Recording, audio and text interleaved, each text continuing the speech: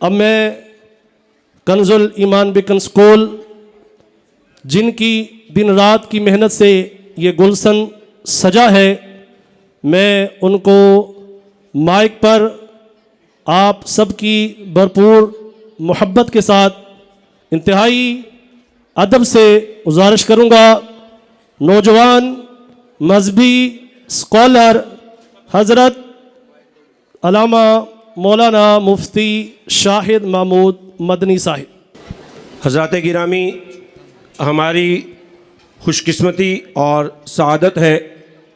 کہ آج کی اس پروقار تقریب کے مہمان خصوصی اور پوری دنیا میں عالم اسلام کا نام، عالم اسلام کی پہچان، مفتی اعظم پاکستان مفتی منیب الرحمان صاحب تشریف لائے۔ میں بندہ ناچیز مفتی صاحب سے جب 99 میں عالم کورس درس نظامی کر رہا تھا تو اس وقت سے بھی میں مفتی صاحب کو اپنا آئیڈیل سمجھتا تھا، اور میرے ٹیم کے اندر 60 برانچز آج سے 3 ماہ پہلے اور اس وقت 80+ برانچز کا نظام، میرے اسٹوڈنٹس اور پرنسپلز ڈائریکٹرز مجھ سے پوچھتے ہوتے ہیں کہ حضرت صاحب آپ کے آئیڈیل کون ہیں، جب میں ان کو آئیڈیالوجی پہ لیکچرز اور چیزیں دے رہا ہوتا ہوں تو میں نے ہمیشہ بتایا ہے کہ علمی میدان میں اور اسپیشلی حلم میں، بردباری میں، تدبر میں، عقل و فہم میں اور اپنے زور قلم میں، اگر میں اس پورے عالم اسلام میں الحمدللہ اپنا آئیڈیل سمجھتا ہوں تو وہ قبلہ مفتی منیب الرحمان صاحب ہے۔ پھر میری بڑی خواہش یہ ایک عرصہ تک کہ کبھی ایسا مجھے موقع ملے کہ میں مفتی صاحب کی قیادت میں کوئی علمی کام کرنے کی پوزیشن میں آؤں، تو میری خوش بختی کہ 2003 سے لے کر 2007 تک الحمدللہ تنظیم المدارس کی مجلس عاملہ میں دعوت اسلامی کی طرف سے میں نے 4 سال الحمدللہ مفتی صاحب کی بارگاہ میں رہ کے کام کیا۔ اس میں مفتی جناب علی ہمارے خطیب اوقاف اور داتا صاحب کی بارگاہ کے میں رہنے والے ہر دل عزیز شخصیت جناب مفتی رمضان سیالوی صاحب بھی اس وقت عاملہ میں، اور بہت جید علماء اور جو پورے عالم اسلام اور پورے پاکستان کو تنظیم المدارس کے نیٹ ورک سے چلاتے ہیں ان کے ساتھ۔ اور پھر میں نے کیونکہ نیٹ ورک کو جو چلایا وہ انہی دینی تعلیمات کو لے کر میں مدرسے سے پڑھا، اور اس تعلیمی نظام کو بنانے کا جو بنیادی مقصد تھا وہ میں جو معاشرے کے اندر دینی اور دنیاوی تعلیم میں جو تفریق کا سلسلہ عروج پہ تھا، دل کڑتا تھا علماء کی بارگاہ میں بیٹھتے ہوئے بھی، جاتے ہوئے بھی، اور جب اسپیشلی میں یونیورسٹیز کے اندر پڑھا تو اس وقت ایم فل میں پی ایچ ڈی کے اسکالرس کے ساتھ تو نظر آیا کہ ہمارے لوگوں کے درمیان یہ جو تفریق ہے کہ دنیاوی تعلیم کے لوگ اور ہوتے ہیں، دینی تعلیم کے لوگ اور ہیں، اور ایک دوسرے کے لیے جو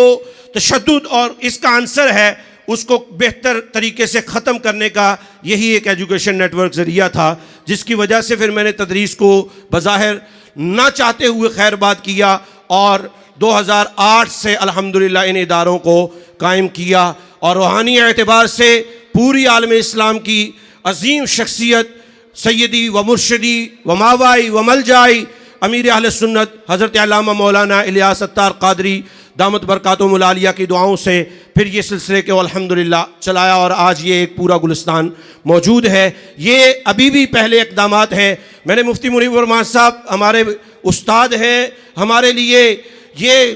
جتنے ان کی شان میں الفاظ بیان کیے جائیں وہ کم ہیں، جس شخصیت کے حامل ہیں۔ میں نے ان کو آج اسپیشلی طور پہ اس سے پہلے بھی دعوت کئی دفعہ دینا چاہ رہا تھا، لیکن انتظار تھا کہ کوئی ایسا وقت آئے کہ جس وقت میں قبلہ مفتی صاحب کی شایان شان کچھ ہم پیش کر سکیں۔ تو حضور میں نے آج اس سال آپ کو اس لیے گزارش کیا کہ پچھلے دنوں میں نے مفتی منیب الرحمان صاحب مفتی اعظم پاکستان کے، کیونکہ ہم ان کو فالو کرتے ہیں، ان کی تعلیمات پہ چلتے ہیں، ان کے اشارے ہمارے لیے بہت اتھارٹی رکھتے ہیں، تو میں ان کی زاویے سے، ان کی سوچ سے بہت عرصے سے متاثر ہوں، اور بالخصوص کچھ عرصہ پہلے حضور ایک ہمارے پاکستان میں یہیں پنجاب کی ایک درسگاہ کے اندر تشریف لے گئے، اور میں نے حضرت صاحب کے ویژن کو وہاں سے ان کے کلپ سے دیکھا کہ حضرت صاحب فرما رہے تھے علامہ صاحب پیر اجمل قادری صاحب کو کہ آپ پاکستان کے اندر اپنے اثر و رسوخ کے ساتھ اپنے نیٹ ورک کے ساتھ تعلیم کے نظام کو، اسکول کو چلائیں، تو میں حضور کو آج انہی الفاظ کے ساتھ دعوت خطاب پیش کر رہا ہوں کہ حضور میں نے آپ کے سامنے یہ گلدستہ اس لیے بھی پیش کیا ہے کہ یہ آپ کے نظریات کے اور آپ کی تعلیمات کو لے کر آگے چلنے والا ادارہ ہے. آپ سرپرستی فرمائیں گے تو یقیناً ہم ہر قدم پہ آگے بڑھیں گے. اللہ تبارک و تعالی میری اس کاوش کو قبول فرمائے، خدمت کو قبول کرے، اور ان حضرات گرامی علماء کرام کے سایہ کو ہم پر تا دیر قائم و دائم فرمائے. تمام حضرات گرامی آپ سب 1 منٹ کے لیے حضرت صاحب کے استقبال کے لیے کھڑے ہوں گے، اور پھر میں دعوت خطاب پیش کر رہا ہوں. مفتی اعظم پاکستان، رئیس التحریر، اور پورے عالم اسلام میں جن کی قلم کو الحمدللہ طاقت حاصل ہے، جو بولتے ہیں تو عالم کفر جہاں لڑکھڑا پڑتا ہے، الحمدللہ وہ آج ہمارے درمیان موجود ہیں. قبلہ مفتی اعظم پاکستان مفتی منیب الرحمان صاحب، آپ خطاب فرمائیں گے اور ہمارے قلب و روح کو تسکین بخشیں گے. آپ حضرات تشریف رکھیں. نعرہ تکبیر، نعرہ رسالت، نعرہ رسالت، نعرہ حیدری. بسم اللہ الرحمن الرحیم. حامداً للہ عز وجل سبحانہ وتعالی، ومصلیاً ومسلماً علی رسول اللہ وعلی آلہ الکرام وصحبہ العظام اجمعین. کنز الایمان بیکن اسکول سسٹم کے چیف ایگزیکٹو آفیسر، بانی اور منتظم اعلیٰ حضرت علامہ مفتی شاہد رضا مدنی صاحب زید مجدہم، اور حضرت داتا گنج بخش کی جامع مسجد کے خطیب محترم حضرت علامہ مفتی محمد رمضان سیالوی صاحب زید مجدہم، مجھے یہاں لے کر آنے والے علامہ ڈاکٹر مفتی ابو بکر صدیق صاحب، جامعہ حجویریہ کے اساتذہ کرام، انتظامی ذمہ داران، جامعہ رسولیہ شیرازیہ کے اساتذہ کرام و انتظامی ذمہ داران، دیگر مقتدر ممتاز علماء کرام جو اس مجلس میں موجود ہیں. کنز الایمان بیکن اسکول سسٹم کے اساتذہ کرام، اور آج حفظ قرآن کریم کی تکمیل کی سعادت حاصل کرنے والے حفاظ کرام اور حافظات، اور ان حفاظ و حافظات کے والدین، خاندان کے اعزاء اور اقارب جن کی حوصلہ افزائی کے لیے تشریف لائے، ان کے احباب اور دیگر معززین کرام، حاضرین مجلس، السلام علیکم ورحمۃ اللہ وبرکاتہ.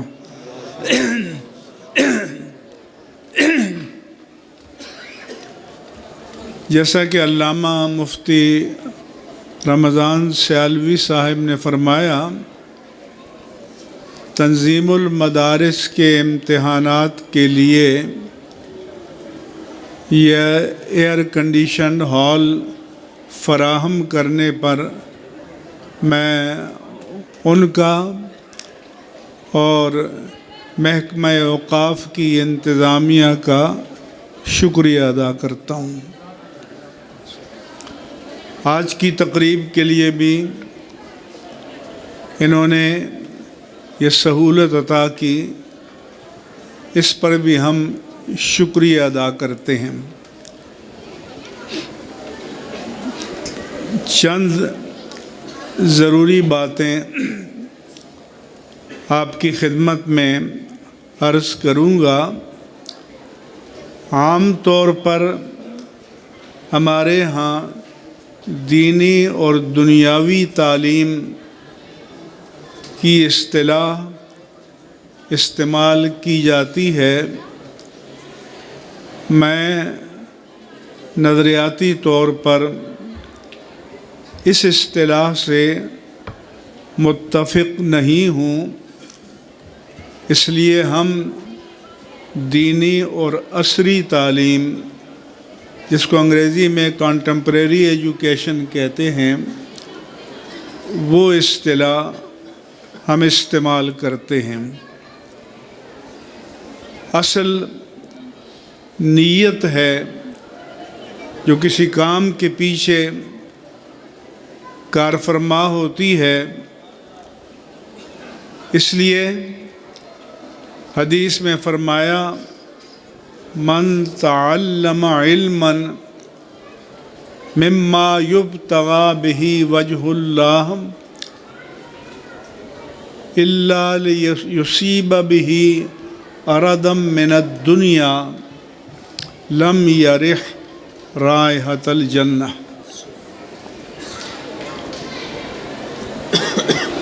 فرمایا میرے آقا و مولا صلی اللہ علیہ وآلہ وسلم نے کہ جس نے وہ علم حاصل کیا جسے صرف اور صرف اللہ کی رضا کے لیے حاصل کرنا چاہیے، کسی دنیاوی مقصد کے لیے حاصل کیا تو جنت میں جانا تو دور کی بات ہے، وہ جنت کی خوشبو بھی نہیں سونگے گا۔ اس طرح فرمایا کہ من طلب العلم لیجاری بہ العلماء اور لیماری بہ السفہاء اور لیصرف وجوہ الناس الیہ ادخلہ اللہ النار۔ جس نے دین کا علم اس لیے حاصل کیا کہ مناظرے کر کے دوسروں کو پچھاڑ دے، یا جہلاء کو کٹ حجتیوں میں مبتلا کرے، یا لوگوں کا رخ عقیدت اپنی جانب پھیر دے، تو یہ علم اسے جہنم میں لے جائے گا۔ لہذا فعل بھی نیک ہونا چاہیے اور اس کو حاصل کرنے کی نیت بھی نیک ہونی چاہیے۔ دین اسلام کے حق ہونے میں، خیر ہونے میں تو قطعاً کوئی شک نہیں ہے، لیکن حاصل کرنے والے کا مقصد بھی خیر ہونا چاہیے۔ اللہ کی رضا، اللہ کے رسول کی رضا، اللہ کے دین کا غلبہ ہونا چاہیے۔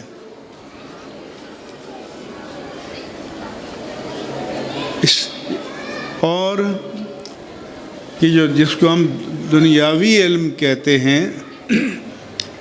علم تو ایک ہتھیار ہے، انسٹرومنٹ ہے۔ اگر خنجر کسی قاتل کے ہاتھ میں آ جائے، وہ کسی کے پیٹ میں گھوم سکتا ہے۔ اگر کسی مجاہد کے ہاتھ میں آ جائے تو وہ کسی دشمن خدا کا قلع کما کر سکتا ہے؟ اس لیے نیت کا خیر ہونا ضروری ہے۔ اگر ہم یہ عصری علوم جو آپ حاصل کرتے ہیں اس لیے کہ ان کو حاصل کر کے ہم جدید دنیا میں اسلام کو غالب کریں، مسلمانوں کو غالب کریں، تو یہی دین بن جائے گا، یہی عبادت بن جائے گی، یہ مشن بن جائے گا۔ اس لیے کہ آپ تاریخ انسانیت کا مطالعہ کریں۔ میں دینی امامت کی بات نہیں کر رہا، دنیاوی امامت کے اعتبار سے بھی دیکھیں تو تاریخ کے جس دور میں کوئی قوم علم کی امامت کے منصب پر فائز ہوئی تو اس نے دنیا کو بھی لیڈ کیا اور دنیا کی امامت کی۔ ایک وقت میں مسلمان بھی دنیا کی امامت کر رہے تھے، لیکن جب علم کا پرچم چھوڑ دیا تو پھر دنیا کی امامت اور اقتداء مسلمانوں کے ہاتھ سے چلی گئی۔ آپ مجھے بتائیں، اگر پاکستان کے پاس ایٹم نہ ہوتا تو انڈیا کی فوجیں چند سال پہلے ہماری سرحدوں پر آ گئی تھیں، لیکن انہیں آگے بڑھنے کا حوصلہ نہیں ہوا۔ ان کو پتہ تھا کہ پاکستان کے پاس ایٹم بم ہے، اور اگر کوئی اور راستہ نہ رہا تو پاکستان اپنے وطن کے دفاع کے لیے اسے استعمال کر سکتا ہے۔ اس لیے حضور سے پوچھا گیا کہ سب سے بہترین صدقہ کیا ہے؟ فرمایا تم جو اپنے بیوی بچوں پر خرچ کرو۔ حالانکہ یہ ہماری ذمہ داری ہے۔ جانور بھی اپنے بچوں کو پالتا ہے، کافر بھی اپنے بچوں کو پالتے ہیں، لیکن اگر مومن یہ سمجھ کر پالتا ہے کہ یہ ڈیوٹی میرے رب نے میرے ذمہ لگائی ہے تو اس کا یہ فعل بھی عبادت بن جائے گا، اس پر بھی اللہ تعالیٰ اجر عطا فرمائے گا۔ فرمایا کہ انت جلا فی زوجے کا، تم اپنی بیوی کے منہ میں جو لقمہ ڈالتے ہو اگر اس کو اپنی شرعی ذمہ داری سمجھ کر کر رہے ہو تو یہ بھی صدقہ ہے، اس پر بھی نیکی ملے گی، اس پر بھی اجر ملے گا۔ لہذا میں نے جیسے حضرت نے فرمایا کہ میری خواہش ہے کہ ہمارے مسلمان علماء بھی دوسرے بھی مل کر اعلیٰ ترین معیاری ادارے بھی قائم کریں۔ کیوں کہ ان اداروں میں آپ لوگوں کے پیسوں سے ان کے گھر میں اللہ کا دین پہنچا سکتے ہیں۔ اور میں کہتا ہوں کہ اگر کوئی آج یہ جو جدید ادارے ہیں ان میں تو شوشہ زیادہ ہے، فیسوں کی یلغار ہے، کبھی اس نام سے کبھی اس نام سے، کبھی پکنک کے نام سے کبھی سوشل فنکشن کے نام سے۔ لیکن اگر کوئی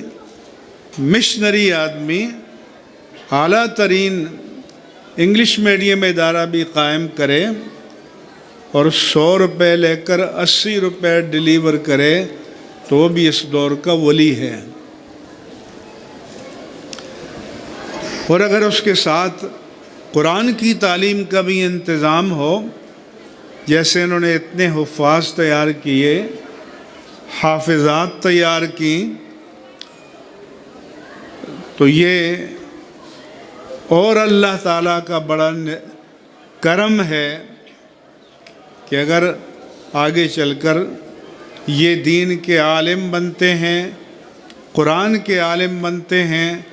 تو یہ بھی بہت بڑی سعادت ہے۔ اور اگر یہ عصری تعلیم حاصل کر کے مختلف مناصب پر فائز ہوتے ہیں تو وہ بھی بہت بڑی سعادت ہے، کیونکہ جب غلط لوگ فائز ہو جائیں گے، جیسے ابھی سپریم کورٹ میں قادیانیوں کا مسئلہ تھا کہ انہوں نے قرآن میں تحریف کی ہے۔ سورہ بقرہ کے شروع میں ہے، ایمانیات کا ذکر ہے، ارکان دین کا ذکر ہے، اسی میں ہے کہ وہ بالآخرۃ ہم یوقنون، کہ وہ آخرت پر، قیامت کے دن پر بھی ایمان رکھتے ہیں۔ وہ قادیانی ترجمہ کرتا ہے کہ وہ آخر آنے والے موعود پر بھی ایمان رکھتے ہیں، تحریف کر کے اس میں مرزا کے لیے ویکنسی پیدا کر رہا ہے۔ تو اس پر کیس کیا گیا، کیونکہ قرآن میں لفظی تحریف بھی نہیں ہو سکتی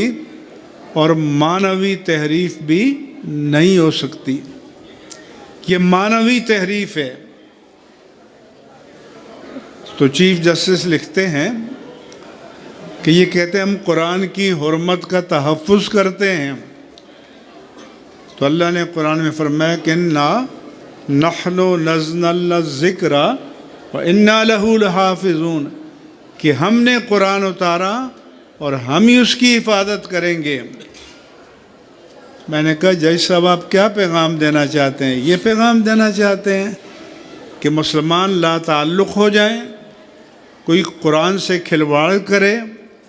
کوئی قرآن میں تحریف کرے، لفظی تحریف، معنوی تحریف کرے، کوئی قرآن کی حرمت کو پامال کرے،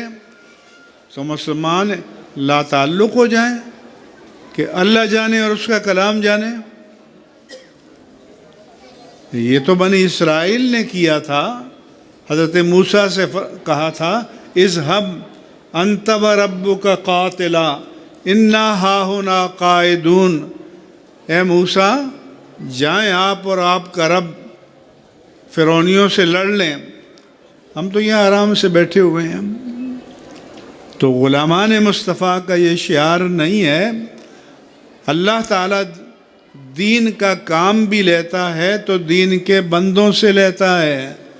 دین کے غلاموں سے لیتا ہے، دین کے خدام سے لیتا ہے۔ میں اسلام آباد میں میریٹ میں ایک کانفرنس میں گیا، ایک انجینئر کی بیگم نے کہا کہ قرآن کو تو ہر ایک سمجھ سکتا ہے، مولویوں کو کسی نے ٹھیکہ نہیں دیا۔ تو میری باری آئی تو میں نے کہا بی بی آپ کو کسی نے غلط اطلاع دی ہے کہ مولوی ٹھیکیدار ہیں، ہم ٹھیکیدار نہیں ہیں، ہم نے کبھی دعویٰ نہیں کیا کہ ہم دین کے ٹھیکیدار ہیں یا قرآن کے ٹھیکیدار ہیں، لیکن یہ آپ کو بتانا چاہتے ہیں کہ ہم دین کے چوکیدار ہیں۔ تو اگر چوکیدار کا کام کیا ہے کہ کوئی عمارت میں نقب لگائے تو اس بازو کو توڑ دے، تو ہم بھی آپ کو متنبہ کرنا چاہتے ہیں کہ اگر قرآن میں کوئی نقب لگائے گا تو اس بازو کو توڑ دیا جائے گا۔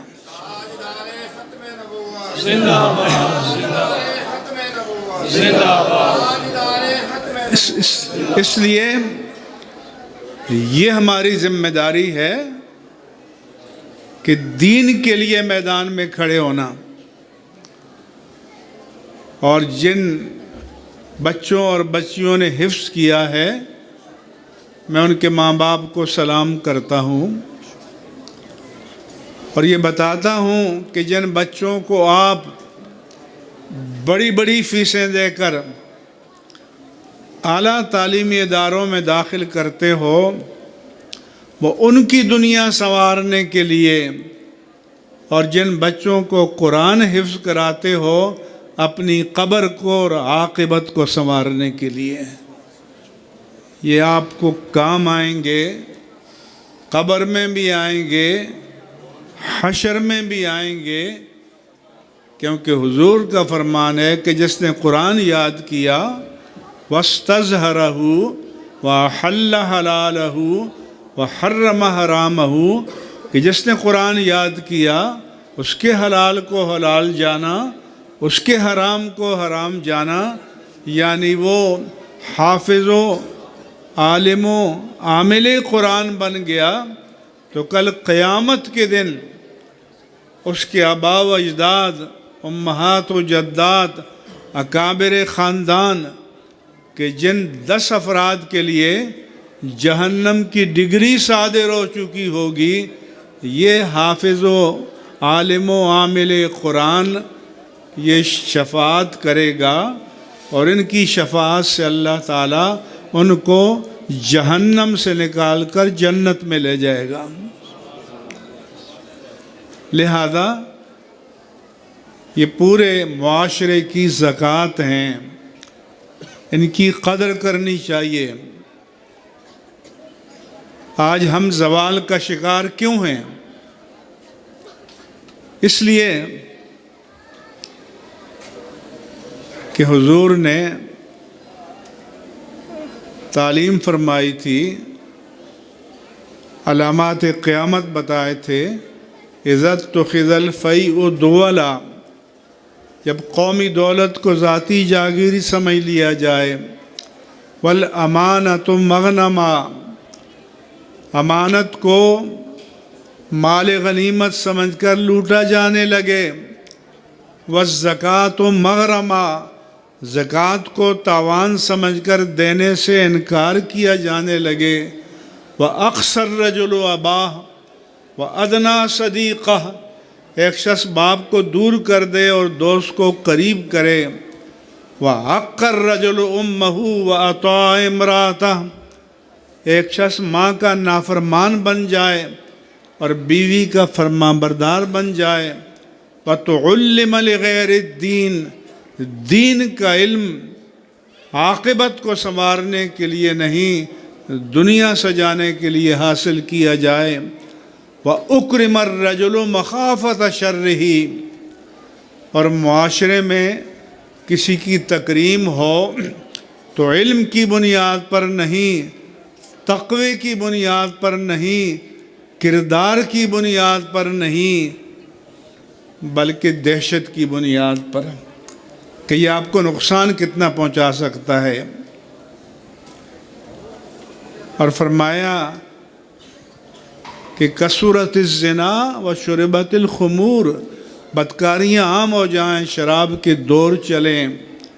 وظہرت القینات والمعازف، اور گانا گانے والوں اور آلات لہو و لعب کا دورہ ہو جائے، تو پھر اچھے دنوں کی تمنا نہ کرو۔ ہناک زلازلہ، وہاں زلزلے آئیں گے، وخسفاً، اور زمین میں دھنسائے جاؤ گے، ومسخاً، صورتیں بگاڑی جائیں گی، وریحاً حمرا، سرخ ہوائیں چلیں گی، وآیاتٍ تتابع کنظم سلک انقطع، اور ایسی نشانیاں ظاہر ہوں گی جیسے موتیوں کی لڑی ٹوٹ جائے اور ایک ایک کر کے دانے گریں۔ تو اس قوم نے کیا کیا کہ رقاصاؤں کو، سنگرز کو اسٹار بن لیا، جی وہ 2-4 رقص کر لیے، گانے گائے، وہ اسٹار ہو گئے، سپر اسٹار ہو گئے، 2-4 چوکے چھکے لگا دیے، وہ سپر اسٹار ہو گئے۔ تو میرے آقا تو یہ اسٹار دے کر نہیں گئے تھے۔ ہمارا میڈیا کیا پاکستان اس لیے بنا تھا کہ میڈیا آج بتائے کہ فلاں ہندو اداکارہ کی برسی ہے، فلاں کی سالگرہ ہے، فلاں کا وزن گھٹ گیا ہے، فلاں کا بڑھ گیا ہے، اس لیے پاکستان بنا تھا۔ تو میرے آقا و مولا تو آپ کو کوئی اور اسٹار دے کر گئے تھے کہ اصحابی کن نجوم، میرے صحابہ تمہارے ستارے ہیں، فَبِأَيِّهِمْ مُقْتَدَيْتُمْ اِهْتَدَيْتُمْ، جن کے پیچھے چلو گے ہدایت پاؤ گے۔ اس لیے یہ بہت بڑا مشن ہے، جیسے علامہ صاحب نے کنز الایمان بیکن اسکول سسٹم بنایا، میں دعا کرتا ہوں کہ اس کا نیٹ ورک پورے ملک میں پھیلے، اعلیٰ معیار کی عصری تعلیم بھی ہو اور دینی تربیت کا انتظام بھی ہو۔ وہاں سے اچھے دیندار لوگ نکلیں کہ جب آگے چل کر وہ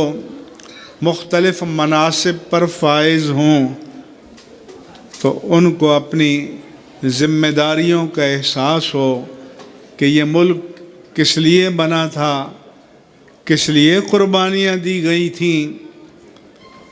اور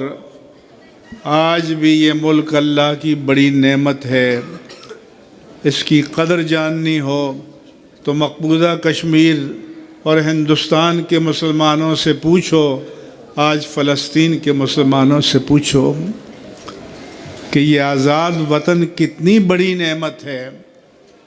اس کی قدر کرنی چاہیے۔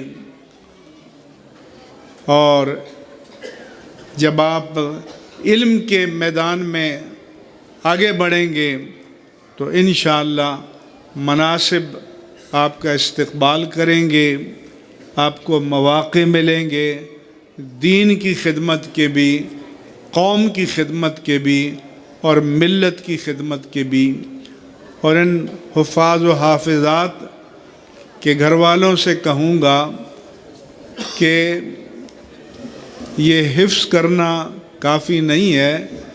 اس کو ہمیشہ کے لیے محفوظ کرنا بھی ضروری ہے۔ تو آپ کو اس بات کا اہتمام کرنا چاہیے کہ گھر میں یہ بچے روزانہ کم از کم ایک پارہ منزل پڑھیں، کسی کو سنائیں، اور رمضان کا مہینہ آئے تو جو بالغ ہیں وہ مصلی پہ کھڑے ہو کر تراویح میں قرآن کو سنائیں، جو بالغ نہیں ہیں وہ نوافل میں گھر والوں کو سنائیں، کیونکہ جب تک مصلی پہ کھڑے ہو کر قرآن سنایا جاتا رہے گا یہ محفوظ رہے گا۔ اور اگر یہ مشق چھوڑ دیں گے تو بہت سے لوگ بھلا دیتے ہیں، تو قرآن کو یاد کرنا بہت بڑی نعمت، اور یاد کر کے بلانے پر بھی بڑی وعید آئی ہے۔ اس لیے یہ ذمہ داری ان بچوں کے ماں باپ اور گھر والوں پر بھی عائد ہوتی ہے، اور میں دعا کرتا ہوں کہ اللہ تعالیٰ ان بچوں کو پورے ان کے خاندانوں کے لیے رول ماڈل بنائے، نمونہ عمل بنائے، ان کو دینی اور دنیاوی ہر اعتبار سے ترقیاں عطا فرمائے، کامرانیاں عطا فرمائے، سرفرازیاں عطا فرمائے، اور ان کو سعادت مند بنے۔ اور ہمارے جو اہل ثروت ہیں ان کو چاہیے کہ ایسے ادارے قائم کرنے میں تعاون کریں، کیونکہ گورنمنٹ تو زمینیں دیتی نہیں ہے، تو آپ کو پتہ ہے کہ جو بنگلوں میں ادارے قائم ہوتے ہیں کرائے بہت بڑے ہوتے ہیں، تو اگر اسکولوں کو، مشنری اسکولوں کو آپ حضرات اپنی عمارات بنانے میں تعاون کریں تو کافی حد تک ان کا بوجھ کم ہو سکتا ہے۔ میں اس ادارے کی کامیابی کے لیے دعا کرتا ہوں۔ وَمَا عَلَيَّ إِلَّا الْبَلَاغُ الْمُبِينُ۔